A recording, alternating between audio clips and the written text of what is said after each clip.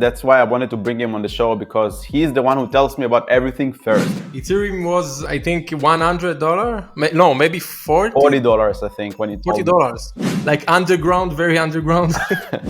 Maybe 10,000. I don't know. Bitcoin can go down, but in general, right now it's a cheap price.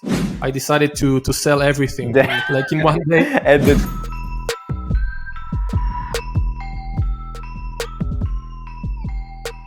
Hello guys, it's Johnny time and welcome to another podcast and interview. And today we got a special guest. This is one of my best friends who introduced me into Ethereum, into Illuvium, and what else. Like this guy is genius, one of the smartest investors that I've ever met. And today I'm pleased to bring him on the show. So this is Nitzan. How are you, Nitzan? I'm good. How are you? Amazing. So Nitzan is the one who actually introduced me to Ethereum back then in 2017, where I had no idea what is Ethereum, what are smart contracts, and I just remember that I knew what is Bitcoin. I knew that it's cryptocurrency and you can mine it, and Litecoin a little bit, and Dogecoin was there. And Nitzan came to me one day and told me, Jonathan, listen, you have to invest in Ethereum. You have to learn about it. This is amazing. You can write smart contracts on the blockchain, create decentralized application. I was like, Nitzan, what the hell are you talking about? Let's do some traffic arbitrage. Let's do money in the internet, affiliate marketing and what's not. And he's like, no, man, we have to do blockchain. We have to, learn about Ethereum. Yeah. Ethereum was, I think, $100. No, maybe $40, I think, when it told $40. Me. Yeah. So this is Nitzan, and that's why I wanted to bring him on the show, because he's the one who tells me about everything first. So before we jump into talking about blockchains and Ethereum and cryptocurrencies and Illuvium and all these kind of cool things, the audience want to learn more about you, Nitzan. So you're a technical web developer, app developer. You're doing some traffic arbitrage, like money, passive income in the internet, like affiliate marketing and stuff. So could you tell us more about your experience and background? Yeah, I'm developing websites for over 10 years. I had several apps, websites in the internet, and I had a business of content arbitrage. We bought a lot of traffic from social networks, and it worked several years. And now I'm focused on investing and crypto and also stocks, and I'm traveling. So you are basically retired, investing and traveling. That's what you're doing these days. Investing,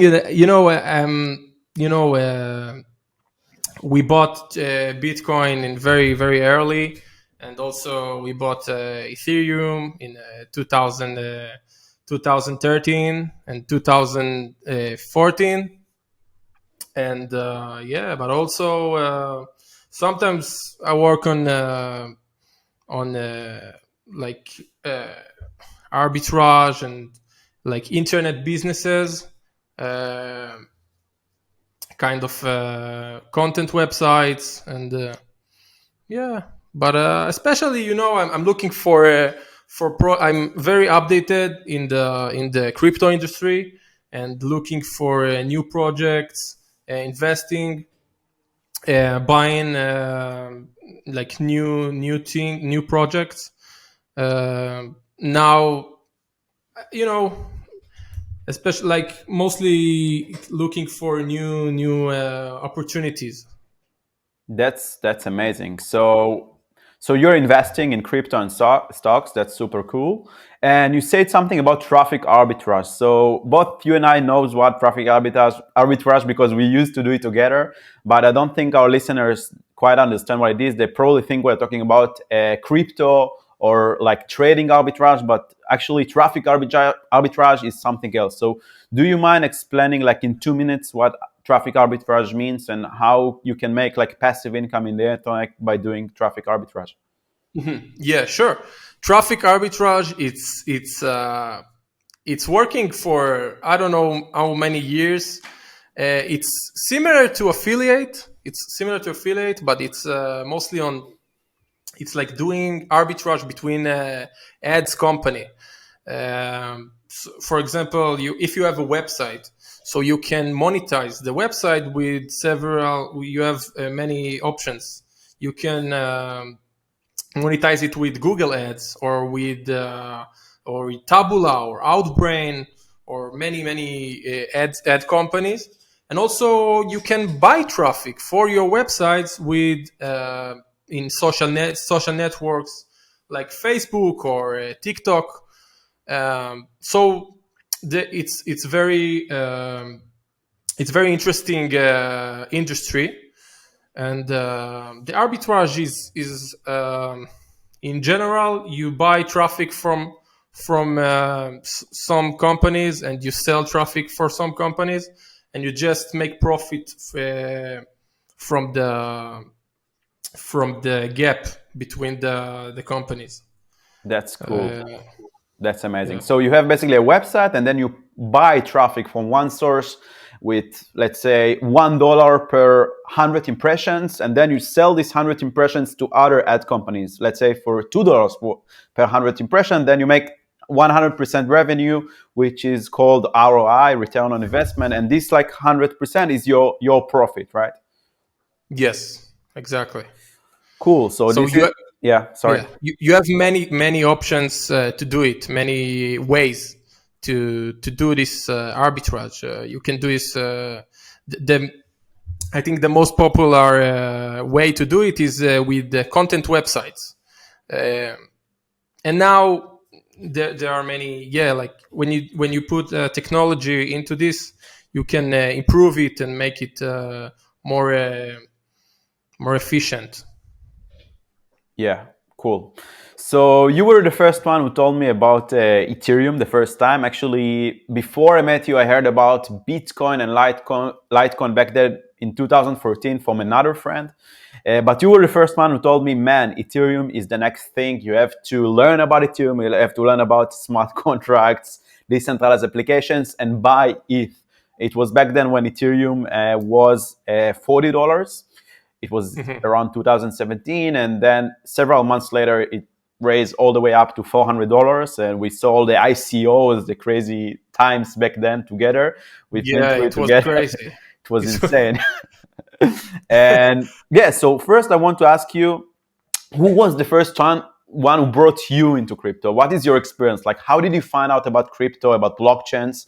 And who was the guy who introduced you to crypto? Yeah, it's good. In 2013, after I finished the army, I went out to I started to look for new opportunities, like getting into the tech industry, and I heard about Bitcoin from some friend, and I think it was also an article in in the in the in the website, in the internet, and people start to talk about it, about Bitcoin, but it was very like weird and something that like underground, very underground.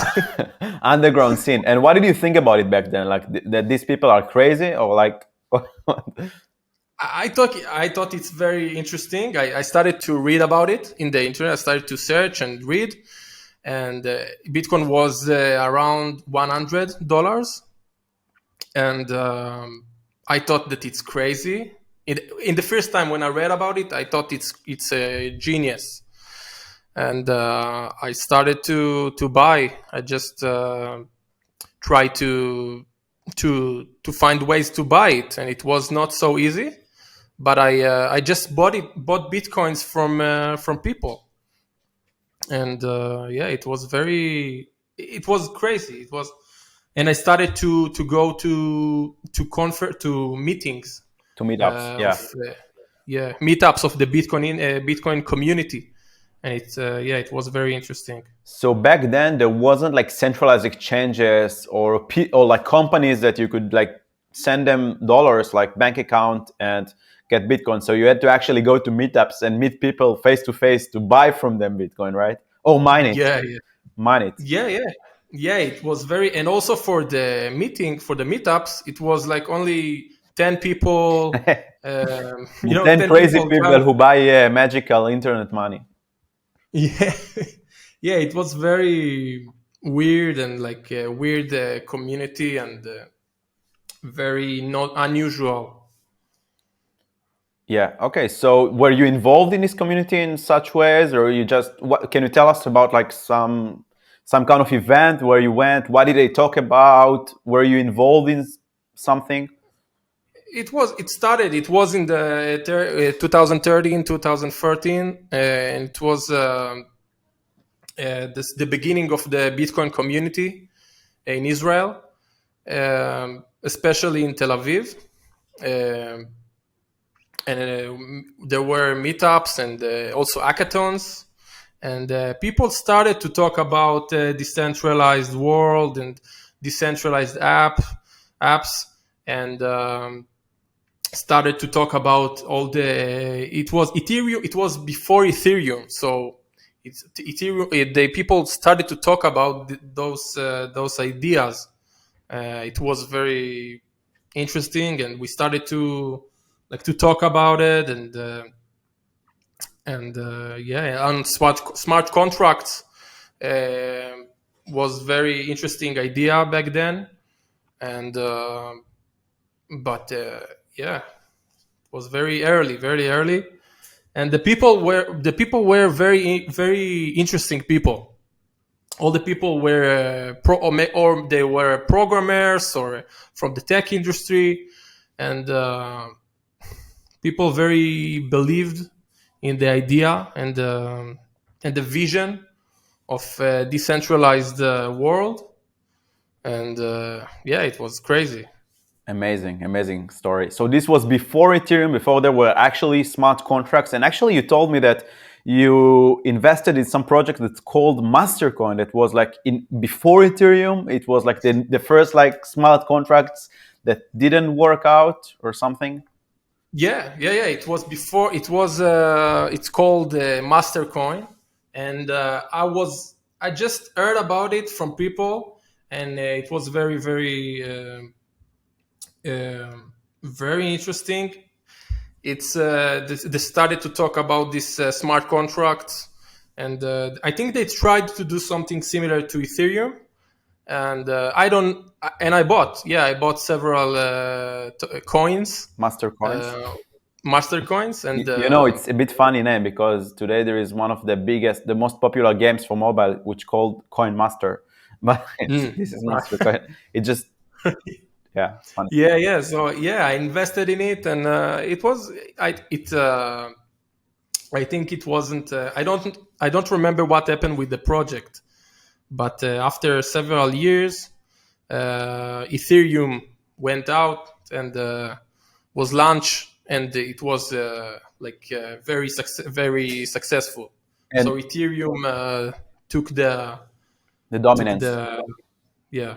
And which year Ethereum was released? 2015, if I'm not wrong, or 14, 15? Ethereum, I think 2015 or 2016, something like this. Something around that. The beginning. So when was the first time you heard about Ethereum, and how? It was through going to these kind of meetups, to these communities, or someone told you about Ethereum? How did you hear about it? Yeah, I saw the Ethereum logo back then when there were hackathons, and people started to talk about Ethereum, but I really got into it only in 2016, and and I started to read about it, started to learn the solidity language and about smart contracts, and in 2017 it became it became popular, and people started to, it became more and more Like Mainstream, I guess. Not yeah, mainstream yet, but yeah, more and more people got to know about it. yeah. And the ICOs craziness in 2017, and most of the activity was on Ethereum. All the And activity was on Ethereum, I think, from the right, ICOs. yeah. Yeah, there wasn't another chain like these days where you have so many layer ones and layer two and forex and stuff. Back Right. then in 2017, there was for you guys who joined in 2020, to the DeFi summer or something. Back then in 2017, there wasn't any other blockchain. There was only Ethereum, and there wasn't dApps. There wasn't like DEXs and AMMs and Aave and Compound and Bridges. It wasn't existed. There was only Ethereum, smart contracts. Also, the Etherscan that you're familiar these days, it didn't look the same. It was much shittier. All the development tools were shittier, and there were ICOs. And for some of us that don't know what is ICO, Nitzan, could you explain like what is ICO? Actually, I lost a lot of money in the ICOs. Like everyone else. Yeah, many project. It was a very. It looked good back then. All the small projects. It was like small startups that trying to raise money.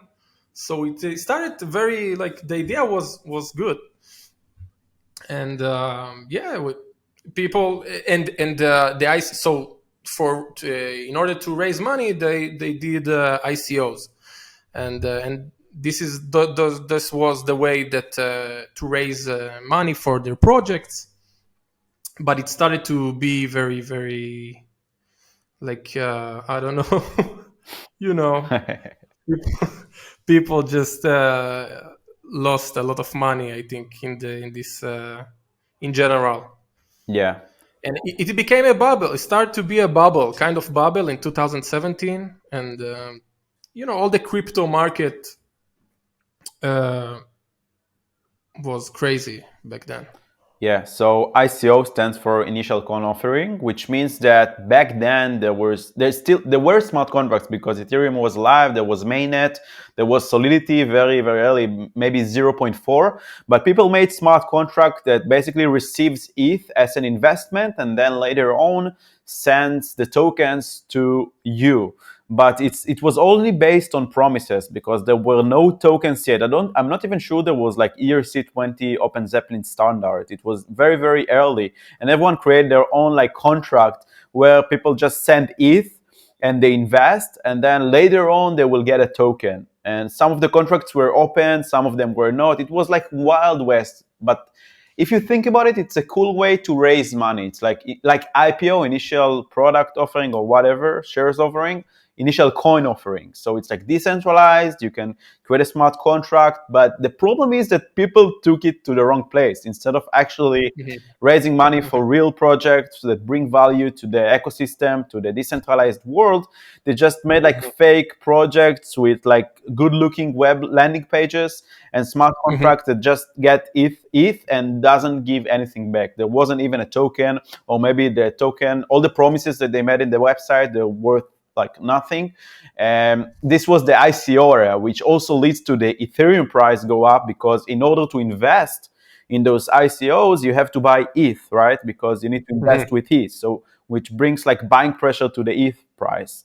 And then goes to the ICO people, and they might dump the ETH to the market and take dollar to the bank account, or if they're legit, actually store this ETH and I don't know, do something with it. So this was back then in 2017's like crazy days. Yeah, it was crazy. And and also all the because of this, all the market went up. Also, Bitcoin went up, and Ethereum, and all the market. Yeah, so it was a good time, I think, maybe for investors. But in 2018, the market crashed, and all that people lost a lot of money. Yeah, so if you go to the charts on Ethereum or Bitcoin in like 2017, 2018, you can see this huge spike that happened. This is the time that we're talking about, and it was insane time in the markets, like huge, like rise up and then huge crash, like a bubble. And then we have another bubble, like the last one, and every time it comes over and over again, right? Every 4 years. Yeah. Yeah. Yeah, now people waiting for the next bubble. Yeah, what would be the next bubble? Like now, this time it was DeFi. Back then it was ICOs, NFTs. Like what play to earn, metaverse. No one knows. Yeah, it's very interesting. Yeah, what it will be. Yeah, I don't know. and I remember also back then when we sat together and we watched live the Bancor ICO. Bancor is an Israeli company, and they have DeFi products. They were the first one actually that came up with the idea about AMMs and DEXs before Uniswap, Bancor. Yeah, And yeah, and I remember that you told me about their ICO, and we were watching live how they raised like $150 million in ETH in like 3 hours. It was insane. yeah, yeah. It was insane. Yeah, and we watched it on the Etherscan, and we saw all the. Yeah, it was crazy. Yeah, and they were actually pretty revolutionary, and they actually survived till this day. So they are not like one of these like scam like ICO that happened. And I remember that we talked with a guy, and he was the first one that actually explained to us what is AMM and DEXs back then in 2017, when before anyone like heard about Uniswap. Yeah, right. Yeah, yeah. Yeah, they had a good product, I think. Okay, so did you used to mine Bitcoin or Ethereum back then, or only like just buying, investing? Only buying. Yeah, only bought bitcoins. And since you're like technical guy, web developer, did you have any experience with Solidity and smart contracts or like decentralized applications, like in a technical level? Yeah, little bit. Yeah, I wrote several smart contracts in Solidity. Um, yeah, I built a kind of NFT app in 2018. Um, yeah, and it was a kind of game with NFT, and it didn't. It didn't become a success, but it was a nice project, a nice experience. What was this app? How does it work? We tried to build a app for to people to buy and sell, like to buy NFT of their friends. Okay. Okay. What is Yeah, that every user that going into the app, he create the user create an NFT of his profile.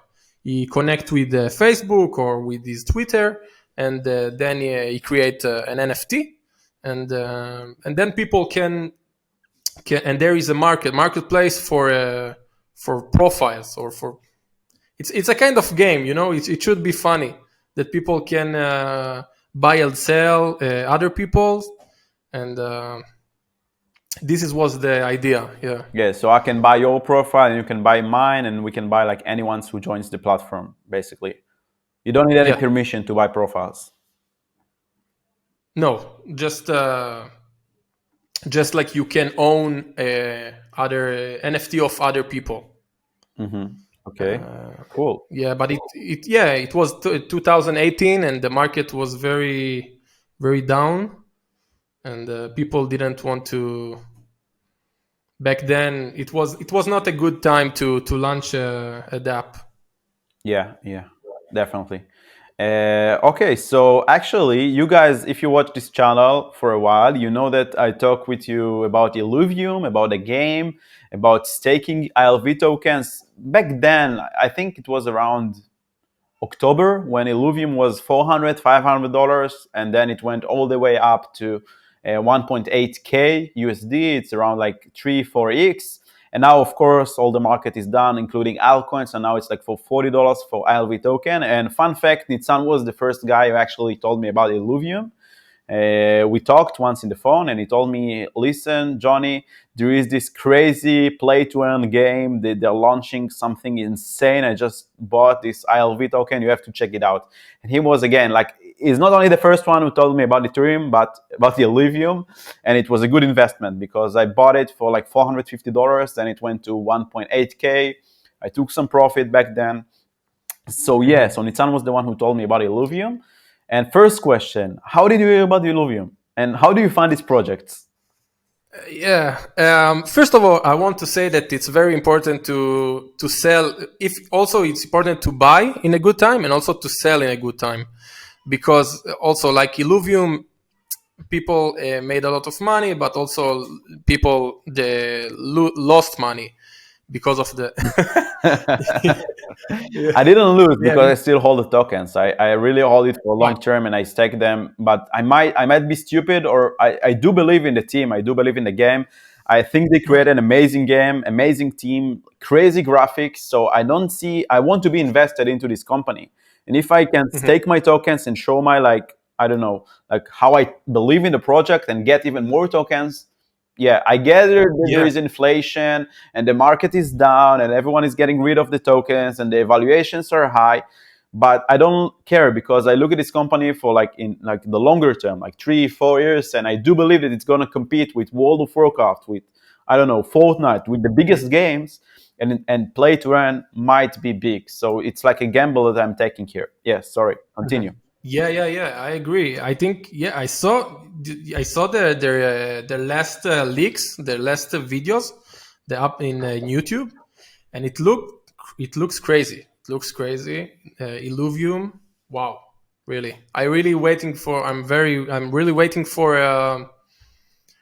the game to play. You know, it looks amazing. So yeah. So where did you find out about this game, and what made you think that this is like good investment? This is like something that might, because it was a good investment. It's something that the moment when you called me and told me check out ILV and buy ILV, if you take 1-2 months later, it was 3x. It's a lot in investment. So how did you find this investment opportunity, and what made you think that it's a good investment? Yeah, so I think first of all, I think the timing is very, very important in I think especially in crypto market, because back then when we talked, so it was like the beginning. People started. Also, it was a kind of it was a bull market, and also it was the beginning of the gaming. People started to talk about play to earn, and it started to become a kind of I don't know. It became a trend, a kind of trend. People talked about about crypto games, play to earn. Axie Infinity became huge, and also the token. They got a market cap of I think above $1 billion. And after this, it was Gala and Sandbox. It was like several games, one after one.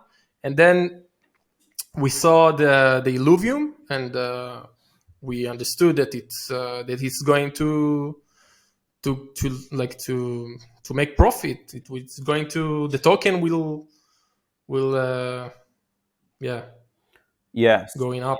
So you basically research like play to earn games. You saw that it's like a hot topic. Everyone talks about play to earn. Then you start searching for like potential play to earn games that are undervalued, that they can appreciate like in terms of token price. Yeah. I saw that.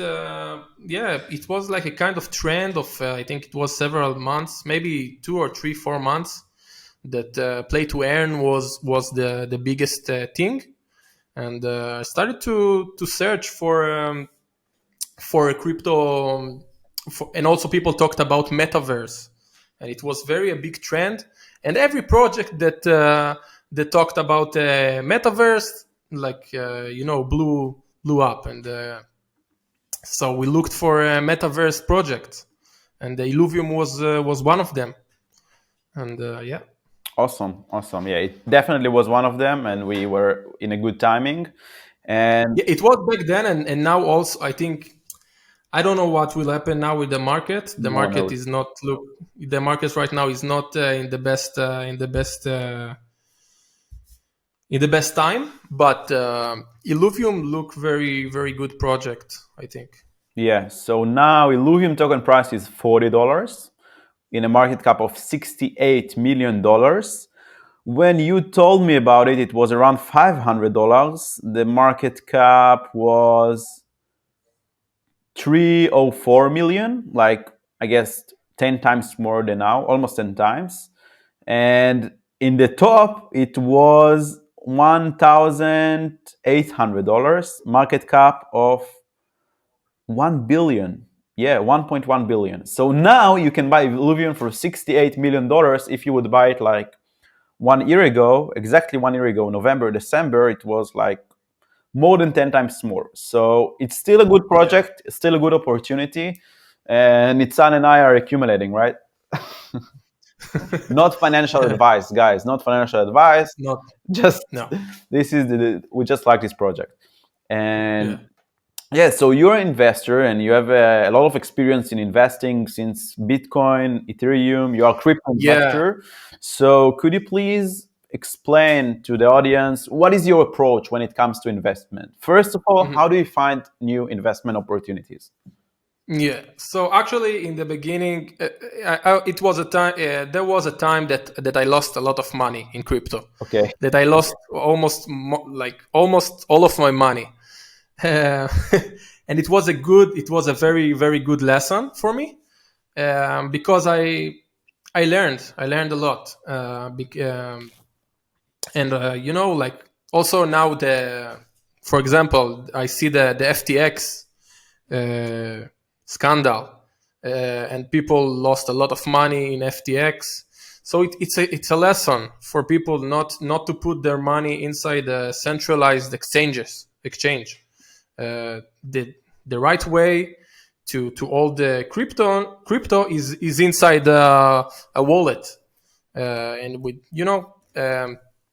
so people, I think, learn this lesson, and also about the timing, when to buy and when to sell.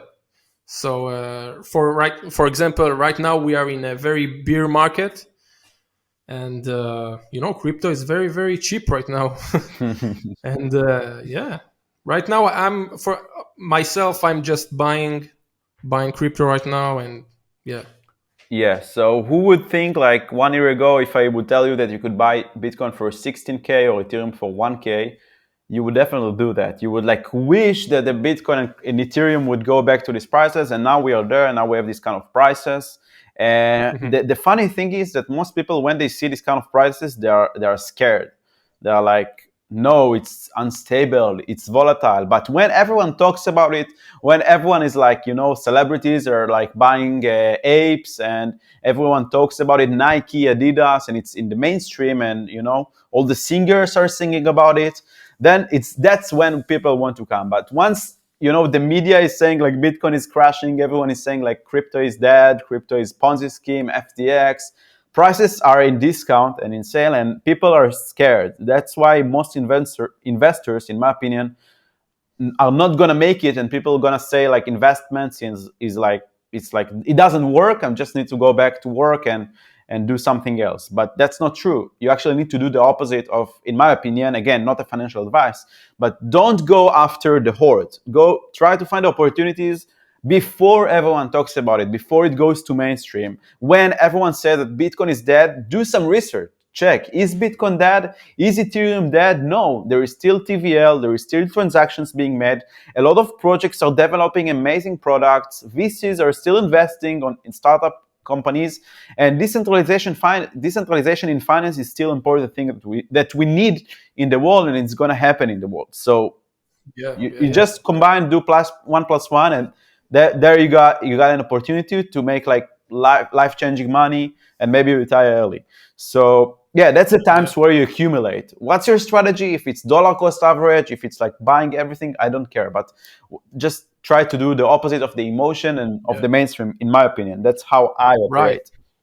Yeah. And also, I want to say that if you people buy crypto, and there is a chance that it will continue to go down. there is a chance that Bitcoin will get to 12,000 and maybe 10,000. I don't know. Bitcoin can go down, but in general, right now it's a cheap price. So if I bought right now Bitcoin and it went down several $1,000s, I lost several $1,000s. It's okay, because if you ear for the long term, you will make profit. Yeah, so don't put money then and expect it to be like 2, 3, 4x in like 1 month. No, it's long-term investment. Look at it as like the future of money, the future, this decentralization, future of finance, and just take the advantage of low pricing. And like Nitzan said, bear in mind that the price might go lower. It can go to 10K, to 12K, to 13K. We don't know, but it also might like go to 30K next month. No one knows. No one knows the future. If we would have like a glass ball to see the future, we would be like multi-billionaires already. But that's not the case. We don't know the future. We just know that it's cheaper than it used to be, and it's like gonna take a big part in our future. And we see these kind of cycles every 4 years. So just jumping on the opportunity. Mm-hmm. Yeah. Yeah, and you talked a bit about the FTX scandal and centralized exchanges. Like, do you have any money in centralized exchanges or what? Yeah, I know. So I don't have money in centralized exchanges, and I learned the lesson.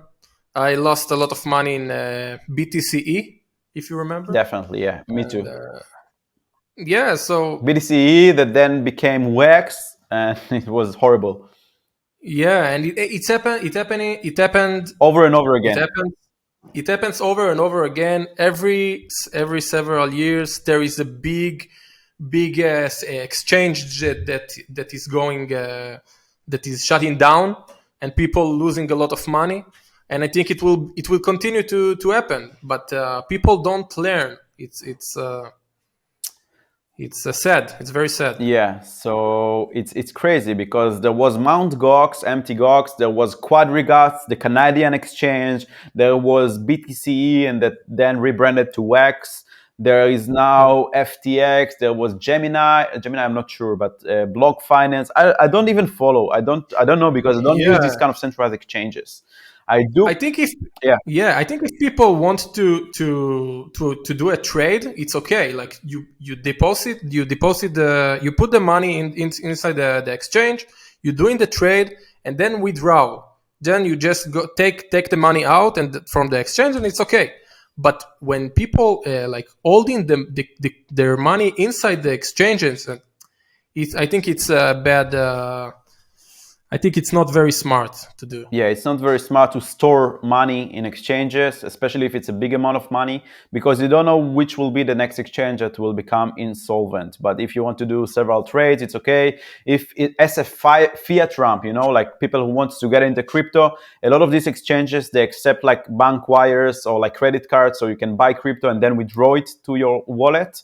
And what is the alternative? Like, what can people do instead of using centralized exchanges? I think decentralized, like Uniswap, for example, all the decentralized swapping platforms are very, very, very good. Yeah, very but great. this is the problem, because you and I were familiar with it. We're familiar with custodial wallets, with Uniswap, with MetaMask wallet, with Trust wallet, with Ledger, with hardware wallets. But most people have no idea. They just want to buy Shiba Inu, They just want to buy Dogecoin. They don't know. They say, okay, they see in Binance said, and they tell them, okay, buy Shiba Inu now, put your credit cards, they open account, and I have Shiba Inu and it's safe. And then one day Binance is dead. I'm not saying that Binance is going to die, but most people don't know. So the one of you that are new here and they don't know, centralized exchanges are like banks, but actually worse than banks, because you don't own the money. It's like a record in a database, and they have reserves. And when you withdraw it, yes, you get it to your wallet, but not always, like what happened with FTX. That's why the solution would be save your money yourself in your own wallet. So if you want to use like less secure wallet, you can use something called hot wallet. What is hot? It means that it's connected to the internet. It's on your computer. The private key, the recovery password is in your memory of the computer, which touches the internet theoretically. This is like MetaMask wallet, Trust wallet, Coin98, SafePile, all these kind of wallets. But if you want to level up your security, and if you have big amount of crypto, you want to invest, I don't know, something that is more significant than $1,000 or $500, then you should get a hardware wallet. What is a hardware wallet? Ledger device, Trezor wallet. This way, the wallet is not actually in your computer, but it's like a separate device, separate operating system, and it's much safer, especially if you hold big amount of money. And if you want, you can use the link in the description below to get a special discount for Ledger wallet. This is the wallet that I'm using, but I'm recommending because it's an amazing product. So definitely, if you have a significant amount of money, use the link to get a Ledger right now. Yeah, so Nitzan and I definitely don't use centralized exchanges, maybe sometimes for bridges or for like trades and swaps. And Sometimes the trades are much cheaper inside the centralized exchanges. So sometimes sometimes you have to use a centralized exchange, but I'm not holding the money inside there. Yeah, never hold money, never store it, and think that you're safe. It's the safest way is use hardware wallets. Okay, so going back into the investment, let's say you find an investment opportunity like Illuvium. What's the first thing that you are doing to do like your diligence? Like, what do you check? You check the tokenomics? Do you read the docs? Do you watch videos? How do you approach this kind of process? I think that the biggest, the most important thing is to look on the product. Just to look the product, like for example, Uniswap, their product is very, very good. It's working. It's also popular and many users using it. But also they build a good app and it works. And and also with play to earn projects. So you look on they're building a game. So you look on the game and you see if it's, for example, with Illuvium, for example, we see, I don't know what will happen with this project in the future, but their game looks very good, and you see that there is a team behind it, and it's very you see that people invest a lot of resources in the project. Or for example, Ethereum also. Ethereum, when it started, you look on the technology, on the tech behind it, it look very, very cutting edge. Like it looks very, very advanced back then. With the smart contracts and with they build a crazy tech, a crazy project, crazy product. Right now, most of the crypto industry is building above Ethereum, and it's the smart contracts, the programming language, the Solidity. Right now, they building. There are many new projects. All the layer 2. It's also a nice technology. We see the Starkware. It looks also very good, and Yeah, so you're saying that you're basically checking the team, the product, if there is like advantage in terms of the technology, and that's what you saw in Ethereum and Illuvium. I do agree with you, but not always that's the case, because I think another important thing is the tokenomics, because we saw, for example, with Krabada, this is the game that I told you about, which was a mistake. Krabada is an amazing developer, it's an amazing team, amazing game, looks addictive, very similar to Axie Infinity, but the CRA token and the TUS token just went to the toilet. Why?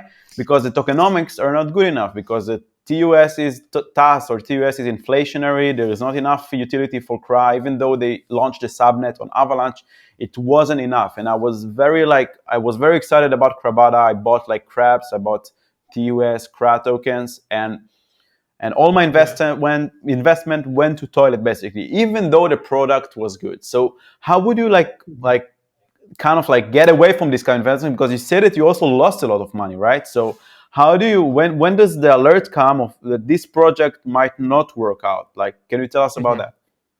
Yeah, I think the timing again the timing it's very important because when we are in a bull market, so everything is going up, and when we in a bear market, everything is going down. So it's very very important. And when the bull market, you see many projects that's going up and without any sense, without any Reasoning. yeah, you just see like many like there are the meme tokens and Yeah. Shiba Inu. Uh, maybe they have a good community. Maybe there are projects with good communities, but I think the most important is the timing. The If we are in bear market or if we are in a bull market. Um, yeah. So now we are definitely in a bear market. What would be your strategy in bear market? Do you hold into stable coins?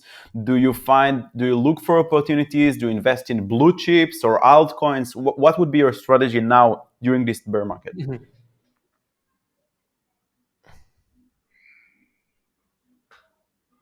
Ma לא שמעתי כלום.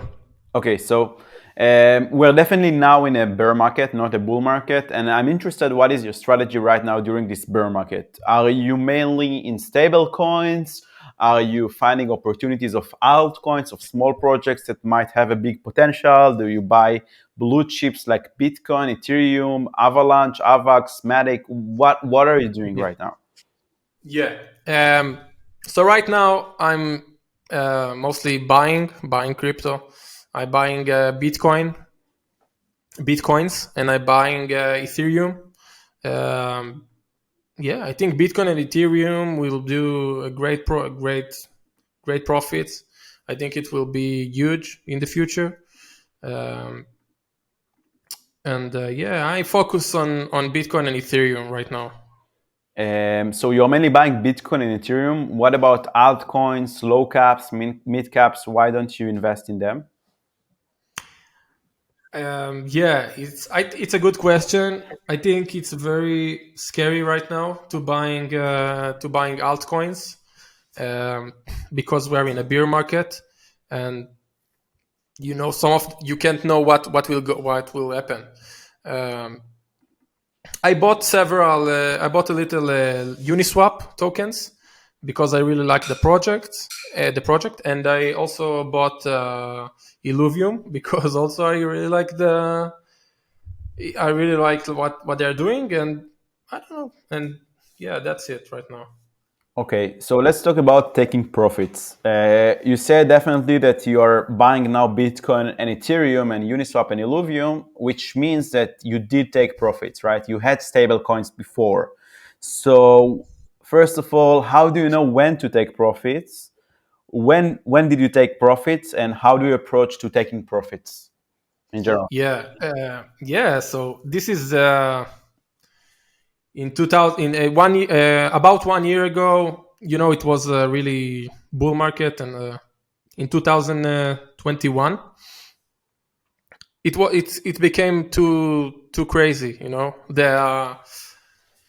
It started when Bitcoin went up. Bitcoin went to 50,000, 60,000. But then it was the alt season, and there were many weird tokens that went up, and many tokens that they don't have any special feature, and it became like a kind of a bubble, and I really felt it in in the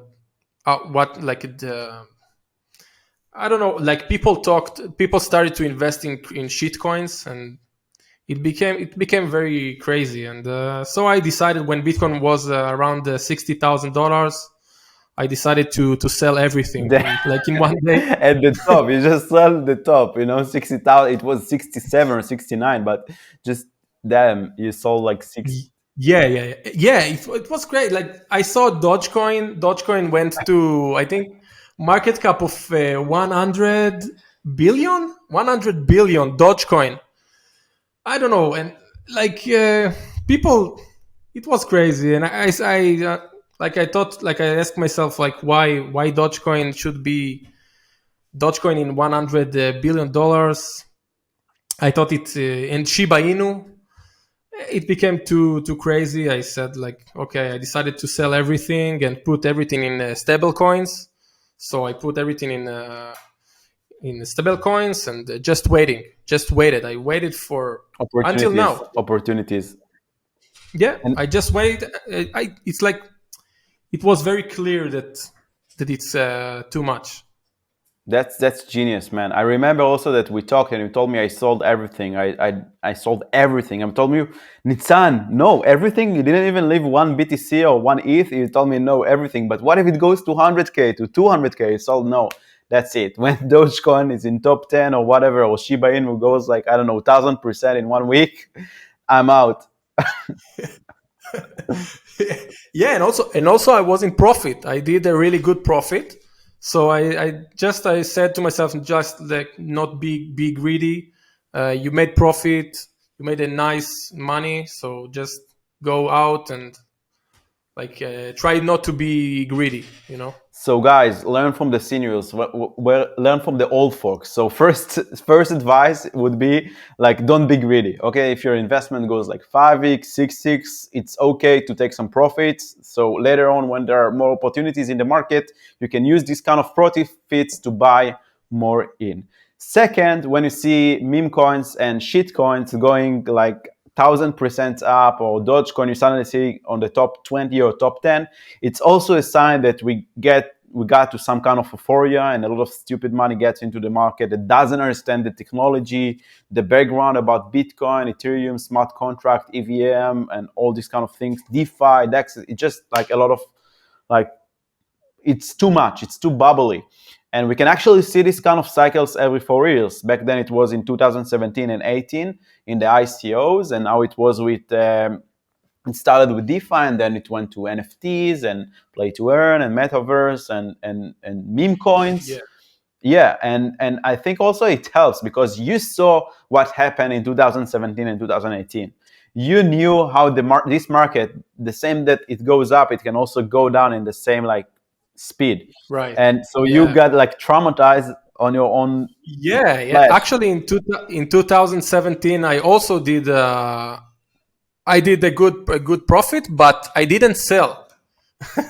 So it was a big. Yeah. Like I said, it. It was very painful. I didn't sell, and in 2018, I just lost everything. I lost all the profit, and I almost lost all of my money. And so I understood that, yeah, in crypto you can make a lot of money. You can make like 10x, well, I don't know, 50x, I don't know. But you really need to know when to sell, and when to like to go out. Definitely. So it's another thing that you guys can like learn if you like lost a lot of money, and it like makes your skin harder, like what happened to Nitzan, because he lost a lot of money in 2018. He didn't take profits, he didn't sell, and then when he saw it coming again, he learned from the previous lesson and he said like, that's it, I'm gonna take profit, I'm not gonna be greedy, I'm gonna get some fiat and stable so I can buy back later. And it doesn't mean that you should sell now, because this is definitely not the right time to sell, in my opinion, not a financial advice. But now if you follow, this is like the time where the opportunities come, that when you sold before in the euphoria, now you have enough like capital and liquid money to go back into projects that you believe long-term, if it's Ethereum, if it's Bitcoin, Uniswap, or Illuvium. Yeah, right now I think now it's a great time to buy. Really, really, it's very cheap. It's a really great opportunity right now. Yeah. Even though all the events that we heard about, FTX, Luna, Tree, Aero Capital, Celsius, all these kind of companies that go bankrupt, and VCs that lost their money, don't you think that the market might crash even more, and it's bad? I think it's crashed already. It's very crashed. Like the market is a very bad situation right now. There is a lot of fear around the people, around the world, and like people very fear from crypto after the FTX story. Like people, so it looks very very bad right now. But like the like I don't know. I think big like if you look at long term, you know that Bitcoin will go up, and the future of the economy is in crypto for definitely. The future of the economy, the future of the world, because crypto is the future. Like the technology is still there, the technology is still amazing, and it's evolving, and you know that in the future Bitcoin will be much more than $100,000, and also Ethereum also will be huge. Um, you just need to look long term. Yes. So you do believe that in long term, Bitcoin will go past $100,000 and Ethereum where? Yeah. I think Bitcoin in very soon. I think in very soon it will pass the $100,000. Wow. What would be the event that will make it happen? Because every time there is something, right?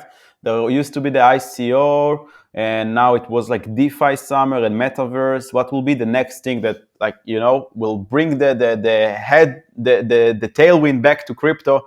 Then we might see Bitcoin through Yeah, 100,000. yeah. So I think the halving, The the halving, halving, the halving, yeah, in 2024, I think 2024. Yeah, 2024. Yeah, it will be crazy. Yeah, the halving will be crazy. I think this is the main the event. event. Do you Yeah, think there might be other things? So this is something that you are doing research right now. What would be the next big thing in like crypto and yeah. Also the technology. I think the Ethereum right now, the layer 2, ZK Snarks, Starknet. Um, and play to earn, crypto games. It's going to be huge, um, and the DeFi also is evolving, and we will see new technologies, new projects, and something will be. And also, I think in the future we will see also like real estate on blockchain. It will be huge, and we'll see new technologies, new dApps, social networks on blockchain. Um yeah, so 2024, I think it will be the year. so it's going to be halving. It's going to be Ethereum scalability with layer twos and rollups, ZK rollups, optimistic rollups. Because I do think that right now one of the main problems of crypto is that the UX and it's pretty shitty. That you need to connect to MetaMask and send transaction and wait for the transaction to confirm, and you pay like several dollars. When there was like a lot of congestion in the network, it was $100 and sometimes $1,000 per transaction on Ethereum. When there is this like huge NFT means. So the user experience is quite bad, and this is what like separates us from mainstream coming into crypto and from mass adoption. And the more time evolves, the technology is getting better. If it's like layer twos or Starknet and ZK rollups and stuff like this, which means that the fees goes down and the UX is being improved. And so I think it will also help. And you're also talking about like tokenized assets, right? Like real estate on the blockchain. And Yeah. I really wait for the new things, that will happen. Real estate, it have to be on the blockchain. so how do you It's have to. track these developments? How do you track this new project? How do you find these projects? What do you use? Mainly in Twitter. Twitter is a great place to find new projects, new technologies. It's amazing, really. I every day I go into Twitter. I'm searching for new projects, looking on the like following like people inside the industry, influencers, and like there are many smart people, and yeah, people like when there is a new technology, new projects, it's the first thing that you see it on Twitter. So yeah. Damn. Now I remember. You're also the first one who told me about BNB and Cake before they went crazy. I remember in 2020, we are talking every once in a while, like to get updates, even though we live in different places. And you told me, Johnny, listen, buy BNB, Cake, and TWT. I was like, what? What is this shitcoin? So I don't want to get into this shitcoins. You told me, no. Remember, there is now Ethereum. The fees are high. Now Binance are going to take the blockchain of Ethereum, fork it, make it centralized, and the fee is going to be like 10 cents. And they fork Uniswap. They make PancakeSwap. You didn't really know what it is, but I remember that you told me that you saw a post on Twitter of CZ Binance. And back then, when you saw this post, I think BNB was around $40 or $20, and Cake was less than $1, and TWT was like 20 cents or something. I don't even remember, but I just remember that you told me about it, and I bought Cake in less than $1. I didn't even know what PancakeSwap is before I got into DeFi, before I got into dApps and stuff like that. And I just saw it. It was great. Yeah, it was great. It was the beginning of all the market was crazy and people like the DeFi revolution, and I saw a post in the CZ, in the Twitter of CZ, and he talked about like the Binance Smart Chain and the Pancake. They just launched the PancakeSwap, and it was it was clear that it's going to do 10x. It was. I think yes, it was below $1 for token, and in several weeks it did like I don't know 20x, 30x. It went to $30, and after $40, and it was like, yeah, it was crazy, really. Yeah, I remember that back then I didn't know what is Cake. I just saw a cake and I just said, okay, Nitzan said something, so I probably need to buy. So I just took like $1,000 or something and bought like 1,000 Cake.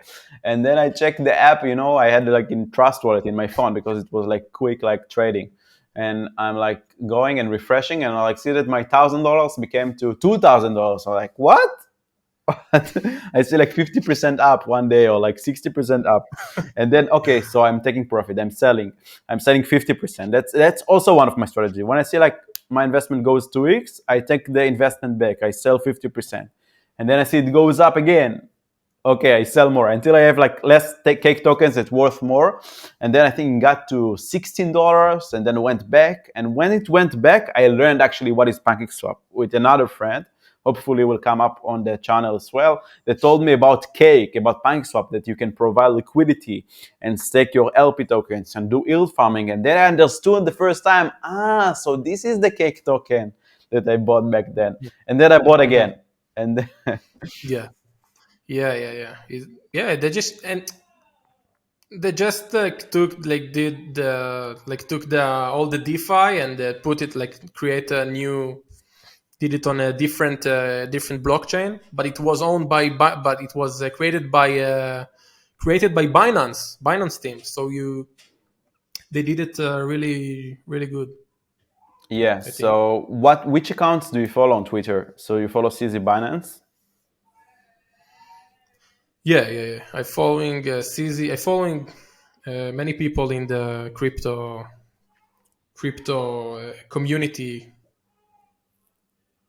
Yeah. So actually, I find Twitter, there is a lot of noise in Twitter. It's hard to like separate the noise from the real value posts. I'm also a lot into Twitter, but there is just a lot of noise. So you just gotta like follow the right people. Maybe later we will share like the people that Nitzan is following. Actually, yeah, you can actually follow Nitzan. Do you have a Twitter account? Do you want people to follow you? I still don't. I don't have something official or something. But, yeah, but if you want, we can put the Twitter account of Nitzan in the description, and you can guys follow Nitzan and check who is he following to get his like news and everything. Sure. Yeah, and and Twitter and YouTube also. It's a great place to find new project, to be updated inside the crypto, like the crypto industry. Yeah, like this video right here where you hear about Illuvium, taking profits and everything. You really hear like quality alpha that should help you get better in these kind of crypto investments.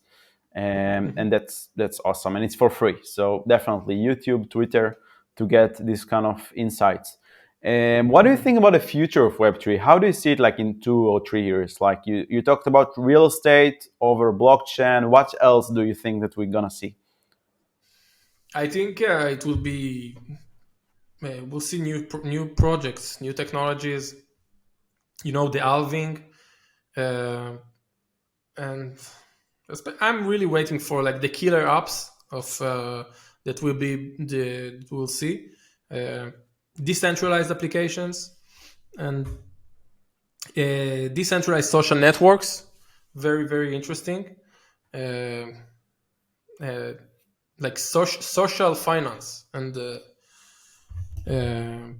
because people make money from content right now in the internet in many ways, in YouTube, and also with people make money from TikTok and from Instagram, and it's very like it's a huge industry. So I think everything should be on crypto and all the like monetize the content. Yeah, so we are Yeah. not there yet because you have like this kind of Web 2 giants that take a huge like chunk of the money, right, between the advertisers and the publishers. Yeah. And most of the traffic is there, like in the YouTube and in TikTok, a lot of traffic. But when it will be more decentralized, people will change. People will just prefer the decentralized way. It will be more people. It will be bring like give people more control on their content, more control, and more money. I think also. Yeah, and I think a lot of projects are trying to achieve that. If it's DTube and there was like some kind of decentralized Reddit, and there is now Lens protocol. Did you check any of these projects? What do you think about it? Yeah, I checked a lot. Yeah, I checked many projects and or like I don't know why it didn't became successful. It didn't became like mainstream. Um, Maybe the world is not ready yet. Uh, I saw right now the BBS. I think Hmm. uh, it's a like social network with crypto, and also I saw. I think like, there is a BitCloud. It was BitCloud. They changed their name. I think decentralized social, something like this. It's also interesting. In the past, yeah, there were several projects. I don't know. It doesn't become mainstream, and maybe I don't know. So someone will get it. Someone will do the right formula. Yeah, we are not there yet. There is Lens protocol. Did you read about Lens protocol? No. No. So Lens protocol is another interesting project, but we are still, you're right, it's still not mainstream. We are still using Facebook, Instagram, WhatsApp, TikTok, Snapchat, Taboola, Yeah, Outbrain, you know? yeah. But I saw that like, the Twitter really into crypto. I think. Yes, especially since Elon Musk acquired Twitter. Right. And also Jack Dorsey, he also talked about it.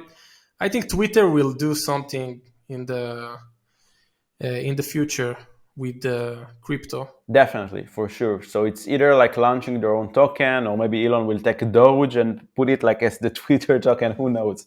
Or Yeah, Shiba. yeah, and also and also Instagram. Also, Instagram right are now, now partnering with Polygon, right?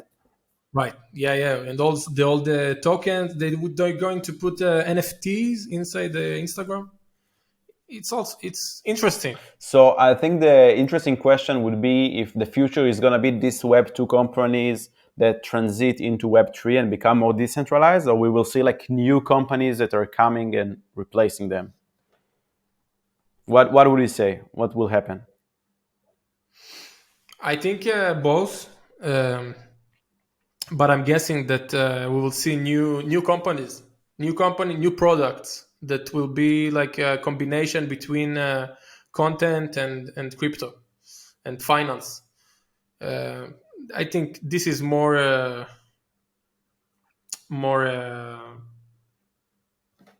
This is what I think right now. Cool. Yeah, so SocialFi is definitely going to be huge in the future. Um, by the way, Lens Protocol is an interesting project that I encourage you to check out. Mhm. And okay, let's talk about some personal stuff. So you recently became dad. Congratulations. So you have a Thank you, thank you. daughter. Do you want to tell us about Yeah, the experience of like becoming a dad the first time? it's nice. It's amazing, amazing feeling. Okay, let's start from the first question. How many hours do you sleep at night? I don't know, like 3 hours. 3 hours. Yeah, Damn. So how is it like, like to become a father, to raise a child? yeah, it's nice. It's very great. Fun. It's experience, nice experience. Recommended for every. Recommend Yeah. for everyone who is doing crypto. No, but how do you manage, like, being with a child and working and investing? Like, how is your day-to-day life? What do you do? Um. Actually, I'm going. I helping to the wife and working. Going in the morning, going to work, going to office. Hmm. Like just need to. Very important to do the separation between life and work. And so when you in the home, there are many things to do in the home, and when you go to the office, so you have the separation and you can focus on work and investing. So you work from an office, so that you have an office where you go and work. Yeah, yeah. It's very important. Yeah, I mainly work for home and sometimes for cafes because I'm mainly like traveling and moving between countries. But I totally get you that sometimes when you're at home, you're more lazy. Yeah, like it's hard to mix like work and life. All right. So, what are you working on right now? What is your main focus when you go to the office? What do you do? Yeah, so I'm focused on crypto right now. I'm looking on the new projects, and I started now a new YouTube channel, and yeah, we'll Congratulations. talk. Thank you, thank you. And yeah, talking about crypto and to be updated in the market, helping people to learn about the technology and Okay, Nitzan. So it was a great pleasure talking with you as always and hosting you on Johnny Time and the channel. Thank you so much, and I will see you guys in thank the you. next videos. Bye bye. Bye bye. Thank you.